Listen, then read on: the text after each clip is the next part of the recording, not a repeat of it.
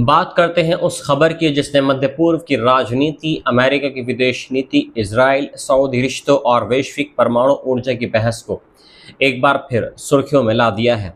America और Saudi अरब के बीच लंबे समय से जिस ऐतिहासिक सैन्य परमाणु समझौते की चर्चा चल रही थी, उस पर दोनों देशों ने सहमति तो बना ली है, लेकिन ठीक उसके बाद अमेरिकी राष्ट्रपति डोनाल्ड ट्रंप के एक नए बयान ने पूरे समझौते को अनिश्चितता के दौर में पहुंचा दिया है।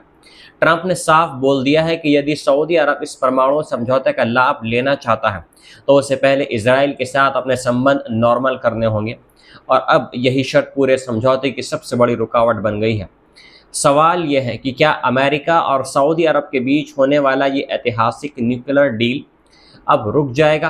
क्या सऊदी अरब अपनी पुरानी नीति से पीछे हट जाएगा, या क्या इजराइल के साथ संबंध सामान्य किए बिना यह समझौता संभव हो सकता है? और यदि यह समझौता टूट गया तो क्या सऊदी अरब चीन, रूस या किसी अन्य देश की ओर रुख करेगा?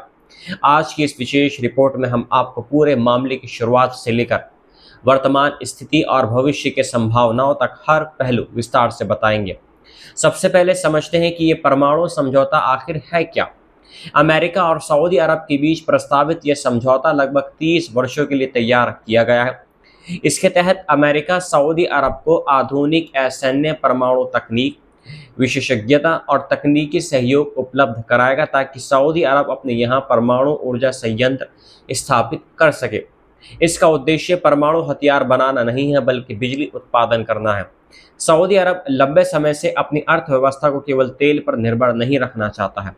क्राउन प्रिंस मोहम्मद बिन सलमान की विजन 2030 के तहत देश ऊर्जा के नए सोर्स विकसित करना चाहता है ताकि भविष्य में तेल की आय पर निर्भरता कम हो सके। परमाणु ऊर्जा से बड़ी मात्रा में बिजली बनाई जा सकती है, जिससे घरेलू बिजली उत्पादन के लिए कम तेल खर्च होगा और वही तेल अंतर्राष्ट्रीय बाजार में निर्यात किया जा सकेगा। इसके अलावा आर्टिफिशियल इंटेलिजेंस, विशाल data centre, smart city projects और औद्योगिक विकास के लिए लगातार बढ़ती बिजली की मांग को भी परमाणु ऊर्जा पूरा कर सकती है। यही वजह है कि रियाद इस परियोजना को अपनी आर्थिक रणनीति का महत्वपूर्ण हिस्सा बता रहा है। बताया जा रहा है कि समझौते के तहत अमेरिकी कंपनियां सऊदी अरब में आधुनिक परमाणु संयंत्रों के निर्माण में सहयोग करेंगी। कुछ मीडिया रिपोर्ट्स के अनुसार एक संभावना ये भी रखी गई थी कि अमेरिकी कंपनियां सऊदी अरब में यूरेनियम संवर्धन यानी यूरेनियम इनरिचमेंट की सुविधा स्थापित कर सकती हैं, लेकिन इस संवेदनशील तकनीक पर पूरा नियंत्रण अमेरिका के पास रहेगा। हालांकि ट्रंप के हालिया बयान के बाद यह संभावना भी अब स्पष्ट नहीं रह गई है, क्योंकि उन्होंने संकेत दे दिया है कि सऊदी अरब में यूरेनियम संवर्धन की अनुमति शायद ना ही दी जाए। अब सवाल ये उठता है कि ट्रंप ने ऐसा क्यों कहा। समझौते की घोषणा के अगले ही दिन डोनाल्ड ट्रंप ने सोशल मीडिया पर कहा कि यह न्यूक्लियर डील तभी आगे बढ़ेगी जब सऊदी अरब इजराइल के साथ संबंध सामान्य कर सकता है और अब्राहम समझौते में शामिल होगा। अब्राहम समझौता वही पहल है जिसके तहत संयुक्त अरब अमीरात, बहरीन, मोरक्को और कुछ अन्य देशों ने इजराइल के साथ औपचारिक संबंध स्थापित किए थे। अमेरिका लंबे समय से चाहता है कि सऊदी अरब भी इस प्रक्रिया में शामिल हो, क्योंकि यदि इस्लामी दुनिया का सबसे प्रभावशाली देश इजराइल को औपचारिक मान्यता दे देता है तो मध्य पूर्व की राजनीति पूरी तरीके से उलट-पुलट हो जाएगी। लेकिन यही सबसे बड़ी समस्या सामने आ रही है। सऊदी अरब वर्षों से एक स्पष्ट नीति अपनाता हुआ आया है कि वे तब तक इजराइल को मान्यता नहीं देगा जब तक स्वतंत्र फिलिस्तीनी देश की दिशा में ठोस और विश्वसनीय प्रगति नहीं होती है। रियाद बार बार बोल चुका है कि पूर्वी यरूशलेम को राजधानी बनाकर एक स्वतंत्र फिलिस्तीनी देश की स्थापना उसका मूल सिद्धांत है। दूसरी ओर इजराइल के प्रधानमंत्री बेंजामिन नेतन्याहू की सरकार फिलिस्तीनी देश की मांग का लगातार विरोध करती आई है। ऐसे में ट्रंप की नई शर्त ने पूरे समझौते को बेहद कठिन बना दिया है। अब तक सऊदी अरब ने ट्रंप के इस बयान पर कोई आधिकारिक प्रतिक्रिया नहीं दी है, लेकिन अंतर्राष्ट्रीय एक्सपर्ट्स मान रहे हैं कि रियाद अपनी पुरानी नीति से आसानी से पीछे हटने वाला नहीं है। विदेश नीति के जानकारों का कहना है कि यदि सऊदी अरब बिना फिलिस्तीनी समाधान के इजराइल को मान्यता दे देता है तो उसे पूरे अरब और मुस्लिम जगत में तीखी आलोचना का सामना भी करना पड़ सकता है। इसी कारण कई जानकार मान रहे हैं कि यह समझौता फिलहाल एक तरह की कूटनीतिक अनिश्चितता में फंस गया है।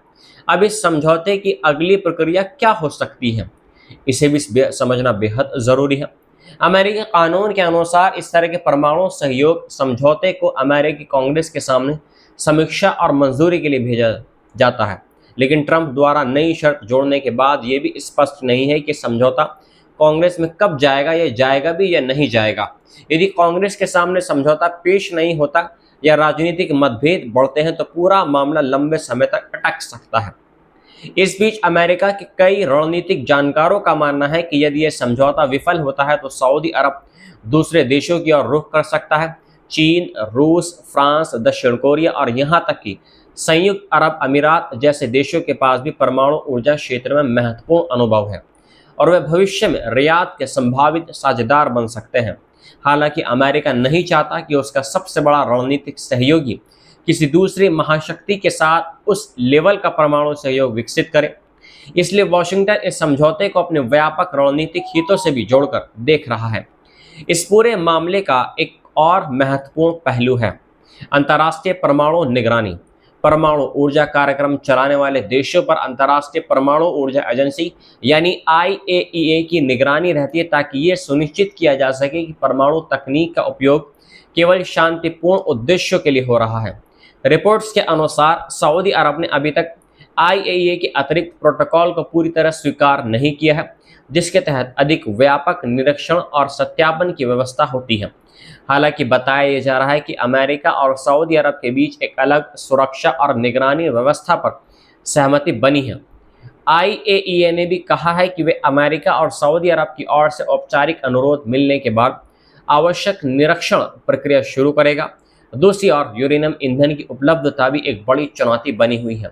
यदि सऊदी अरब को अपने यहाँ यूरेनियम इन्वेस्टमेंट की अनुमति नहीं मिलती है तो उसे कम संवर्धित यूरेनियम विदेशों से आयात करना होगा, जैसा कि दुनिया के कई दूसरे परमाणु ऊर्जा वाले देश करते हैं। इसके अलावा आधुनिक परमाणु संयंत्र स्थापित करना, प्रशिक्षित विशेषज्ञ तैयार करना, सुरक्षा मानकों का पालन करना और लंबे समय तक ईंधन आपूर्ति सुनिश्चित करना भी एक बड़ी चुनौती होगी। इस पूरे घटनाक्रम का असर केवल अमेरिका और सऊदी अरब तक सीमित नहीं है, बल्कि इसका प्रभाव पूरे मध्य पूर्व की राजनीति पर पड़ सकता है। यदि सऊदी अरब इजराइल के साथ संबंध सामान्य करता है तो वे ये क्षेत्र की सबसे बड़ी कूटनीतिक घटनाओं में से एक हो सकती है, लेकिन यदि वे अपनी वर्तमान नीति पर कायम रहता है तो अमेरिका को अपनी शर्तों पर पुनः विचार करना पड़ सकता है। वहीं फिलिस्तीन का मुद्दा भी इस पूरी बहस के केंद्र में बना हुआ है, क्योंकि सऊदी नेतृत्व लगातार कहता आया है कि फिलिस्तीनी जनता के अधिकारों और स्वतंत्र देश की मांग को नज़रअंदाज करके कोई स्थायी शांति संभव नहीं है। दूसरी ओर अमेरिका का मानना है कि क्षेत्रीय सहयोग बढ़ाने के लिए इजराइल और अरब देशों के बीच संबंध सामान्य होना जरूरी है। यही विरोधाभास आज इस समझौते की सबसे बड़ी चुनौती बन चुका है। यदि आने वाले दिनों में दोनों पक्ष किसी बीच के रास्ते पर सहमत होते हैं तो ये समझौता आगे बढ़ सकता है, लेकिन यदि कोई समाधान नहीं निकलता है तो सऊदी अरब नए साझेदारों की तलाश शुरू कर सकता है और इससे वैश्विक रणनीतिक संतुलन पर भी असर पड़ सकता है। कुल मिलाकर कहा जाए तो अमेरिका और सऊदी अरब के बीच प्रस्तावित असैन्य परमाणु समझौता अभी पूरी तरह समाप्त नहीं हुआ है, लेकिन ये निश्चित रूप से अनिश्चितता के दौर में पहुंच चुका है। ट्रंप की नई शर्तें इसे केवल ऊर्जा सहयोग का विषय नहीं रहने दिया है, बल्कि इसे फिलिस्तीन, इजराइल, अरब राजनीतिक और वैश्विक कूटनीति से जुड़ा एक अत्यंत संवेदनशील मुद्दा बना दिया है। अब पूरी दुनिया की नज़र इस बात पर टिकी हुई है कि क्या रियाद अपनी पुरानी नीति पर कायम रहेगा, क्या वॉशिंगटन अपनी शर्तों में बदलाव करेगा, क्या कांग्रेस इस समझौते को मंजूरी देगी और क्या मिडिल ईस्ट में शांति की दिशा में कोई एक नया रास्ता निकलेगा भी या नहीं, या फिर यह महत्वाकांक्षी परमाणु समझौता इतिहास के पन्नों में एक गुमनाम रह जाएगा। फिलहाल इतना ज़रूर है कि आने वाले सप्ताह इस पूरे घटनाक्रम के लिए बेहद महत्वपूर्ण साबित होने वाले हैं।